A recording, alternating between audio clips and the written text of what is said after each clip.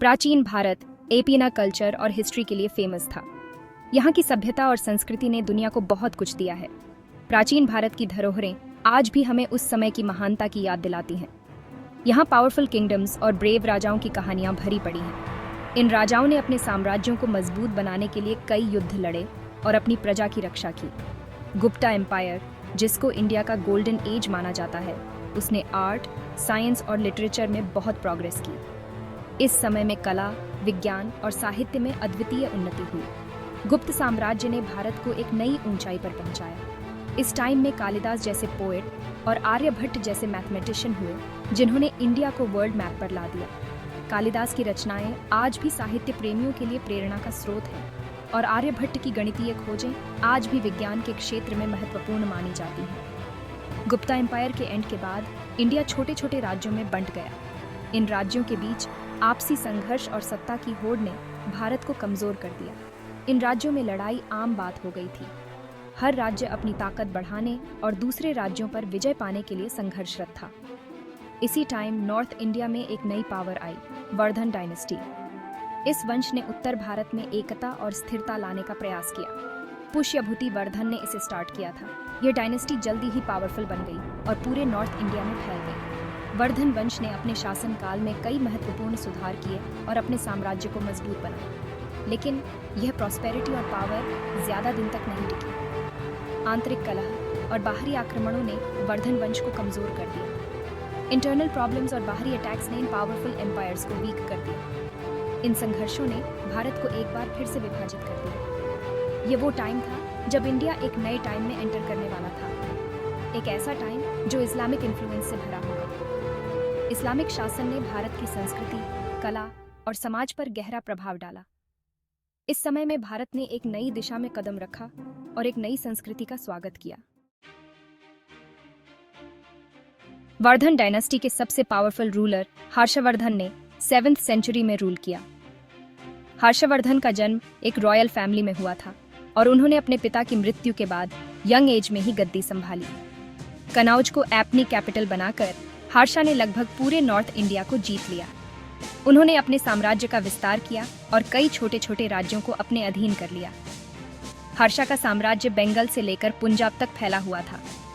वह एक strong warrior होने के साथ साथ एक इंटेलिजेंट स्कॉलर और आर्ट लवर भी थे। हर्षा ने न केवल युद्ध में अपनी शक्ति दिखाई, बल्कि उन्होंने शिक्षा और कला को भी बढ़ावा दिया। उनके शासनकाल में कई विश्वविद्यालय और पुस्तकालय स्थापित किए गए। हर्षवर्धन के कोर्ट में बाणभट्ट जैसे स्कॉलर रहते थे, जिन्होंने हर्षचरित जैसे फेमस बुक्स लिखे। बाणभट्ट ने हर्षा के जीवन और उनके शासनकाल का विस्तृत वर्णन किया है, जिससे हमें उस समय की जानकारी मिलती है। हर्षा खुद भी एक प्लेराइट थे और उन्होंने नागानंद, रत्नावली और प्रियदर्शिका जैसे प्लेज लिखे। उनके नाटकों में धार्मिक और सामाजिक मुद्दों को उठाया गया है, जो आज भी प्रासंगिक हैं। उनके टाइम को एंशिएंट इंडिया के गोल्डन एज का लास्ट पार्ट माना जाता है। हर्षा के शासनकाल में कला, साहित्य और संस्कृति का विकास हुआ और समाज में समृद्धि आई। लेकिन हर्षा की डेथ के बाद उनका बैडा एम्पायर टूटने लगा। हर्षा की मृत्यु के बाद उनके साम्राज्य में अस्थिरता आ गई और कई छोटे छोटे राज्य स्वतंत्र हो गए। उनका कोई अच्छा सक्सेसर नहीं था और एम्पायर छोटे छोटे राज्यों में बंट गया। हर्षा के बाद उनके साम्राज्य को एकजुट रखने वाला कोई नहीं था, जिससे साम्राज्य का पतन हो गया। ये वो टाइम था जब राजपूतों का टाइम आया। राजपूतों ने अपनी शक्ति और साहस से कई नए राज्य स्थापित किए और भारतीय इतिहास में एक नया अध्याय लिखा। राजपूत ब्रेव और प्राउड वॉरियर्स थे। वे अपनी ब्रेवरी, करेज और फ्रीडम के लिए जाने जाते थे। राजपूतों ने पूरे नॉर्थ इंडिया में छोटे छोटे स्टेट्स बनाए। इनमें से कुछ फेमस स्टेट्स थे: मेवाड़, मारवाड़, जयपुर और बुंदेलखंड। राजपूतों ने अपनी ब्रेवरी के लिए बहुत नेम कमाया, लेकिन वे आपस में भी बहुत लड़ते थे। वे एक नहीं हो पाए और अक्सर एक दूसरे से फाइट करते रहे। ये बाद में उनके लिए खतरनाक साबित हुआ जब उन्हें बाहरी अटैकर से फाइट करना पड़ा। 12th सेंचुरी के एंड तक सेंट्रल एशिया में एक नई पावर आ गई थी, गौर का घुरिड एम्पायर। इस एम्पायर का रूलर था मोहम्मद गौरी, एक एम्बिशियस और स्ट्रॉन्ग कमांडर। गौरी ने अपने एम्पायर को ईस्ट की तरफ बढ़ाना शुरू कर दिया और जल्दी ही उसने इंडिया पर ध्यान दिया। गौरी का गोल सिर्फ इंडिया को जीतना नहीं था, बल्कि इस्लाम को फैलाना भी था। उसने इंडिया पर कई अटैक्स किए और पंजाब और सिंध जैसे एरियाज को जीत लिया। गौरी के अटैक ने इंडिया के लिए एक नए टाइम की शुरुआत की। सेक्शन 5 पहला युद्ध तराइन में पृथ्वीराज की जीत। मोहम्मद गौरी के अटैक को रोकने के लिए दिल्ली और एजमेर के राजा पृथ्वीराज चौहान आगे आए। 1191 ईस्वी में दोनों आर्मीज तराइन के मैदान में भिड़ी। पृथ्वीराज एक ब्रेव और स्ट्रॉन्ग वॉरियर थे। उन्होंने राजपूत आर्मी का नेतृत्व किया और गौरी को हरा दिया। पहला युद्ध तराइन में गौरी के लिए एक बड़ा सेटबैक था, लेकिन यह जीत ज्यादा दिन तक नहीं टिकी।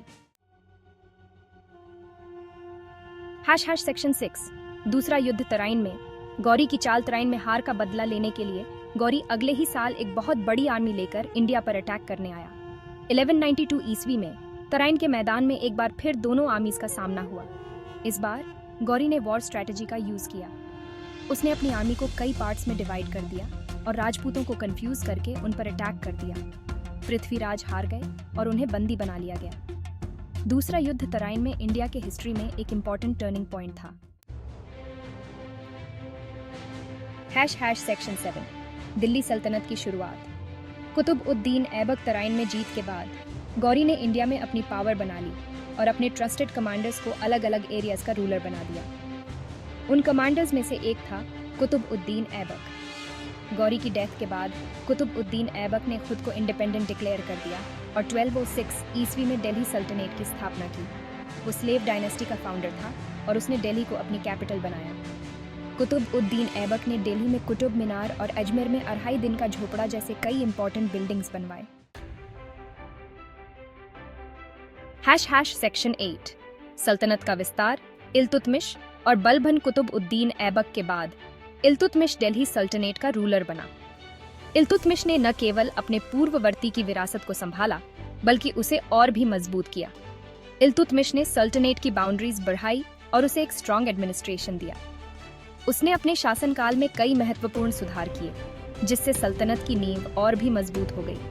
उसने इक्ता सिस्टम स्टार्ट किया और सिल्वर टका और कॉपर जीतल नाम के कॉइन्स चलाए।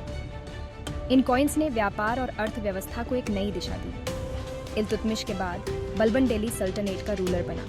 बलबन ने भी अपने पूर्ववर्ती की तरह सल्तनत को और मजबूत करने के लिए कई कदम उठाए। बलबन एक स्ट्रिक्ट रूलर था और उसने अपनी पावर बढ़ाने के लिए कई स्टेप्स उठाए। उसने प्रशासनिक सुधारों के साथ साथ सैन्य सुधार भी किए। उसने रक्त और लौह की पॉलिसी अपनाई और रेबल्स को कुचलने में कोई कसर नहीं छोड़ी। बलबन ने अपने शासनकाल में कई विद्रोहों को दबाया और सल्तनत की सुरक्षा को सुनिश्चित किया। इल्तुतमिश और बलबन के टाइम में दिल्ली सल्तनत इंडिया में स्ट्रांग हो गई। इन दोनों रूलर्स के प्रयासों ने सल्तनत को एक मजबूत और स्थिर राज्य में बदल दिया, जिसने आने वाले समय में कई चुनौतियों का सामना किया और उन्हें सफलतापूर्वक पार किया। सेक्शन 9 मंगोल आक्रमण। एक नया खतरा। 13th सेंचुरी के एंड में दिल्ली सल्तनत को एक नए और डेंजरस एनिमी का सामना करना पड़ा, मंगोल्स। चंगेज खान की लीडरशिप में मंगोल्स ने पूरे एशिया में अपना एम्पायर फैला दिया था। मंगोल्स ने इंडिया पर कई अटैक्स किए और दिल्ली सल्तनत के लिए एक बड़ा खतरा बन गए। लेकिन सल्तनत के रूलर्स ने ब्रेवली उनका सामना किया और उन्हें इंडिया में परमानेंटली सेटल होने से रोक दिया। मंगोल अटैक्स ने दिल्ली सल्तनत को वीक कर दिया, लेकिन वे इसे खत्म नहीं कर पाए। सेक्शन 10 दिल्ली सल्तनत की विरासत। दिल्ली सल्तनत ने लगभग 300 ईयर्स तक इंडिया पर रूल किया।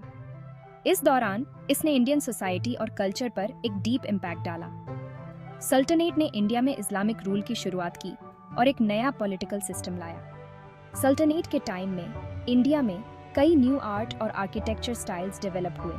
कुतुब मीनार, अढ़ाई दिन का झोपड़ा और हुमायूं का मकबरा इस्लामिक आर्किटेक्चर के ब्यूटीफुल एग्जाम्पल्स हैं। दिल्ली सल्तनत ने इंडिया में एक रिच और वाइब्रेंट कल्चर को जन्म दिया।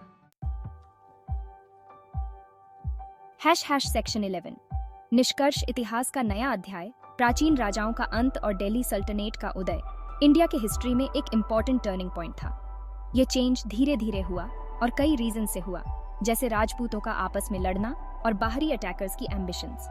दिल्ली सल्तनत ने इंडिया में एक न्यू एरा की शुरुआत की और आने वाली जनरेशंस के लिए एक रिच लेगेसी छोड़ी।